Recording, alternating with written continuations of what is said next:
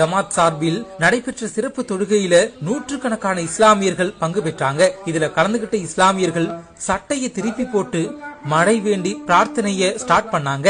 தமிழ்நாடு முழுக்க கோடை வெயில் கொளுத்தி வரக்கூடிய நிலையில வறட்சியின் தாக்கம் அதிகரிச்சு வந்துட்டு இருக்கு. கோடை வெயிலின் தாக்கம் குறைஞ்சி மழை வர வேண்டி திருப்பூர் நொய்யல் வீதி மாநகராட்சி பள்ளியில சிறப்பு திரள் தொழுகை நடந்துச்சு. தமிழ்நாடு தவ்ஹீத் ஜமாத் சார்பில் நடைபெற்ற இந்த தொழுகையில பெண்கள் உட்பட நூற்றுக்கணக்கானவர்கள் பங்கு பெற்று மழை வேண்டி பிரார்த்தனை செஞ்சாங்க. வழக்கமா கைகளை வானத்தை பார்த்து இருக்கும்படி பிரார்த்தனை செய்யும் நிலையில மழை வேண்டி நடந்த இந்த பிரார்த்தனையில கைகளை பூமியை பார்த்து நீட்டி தொழுகை நடத்தினாங்க.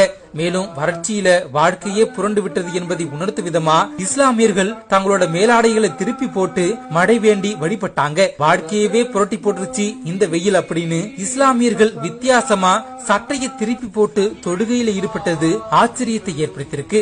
இந்த வீடியோ இப்போ வைரலாகி வந்துட்டு இருக்கு.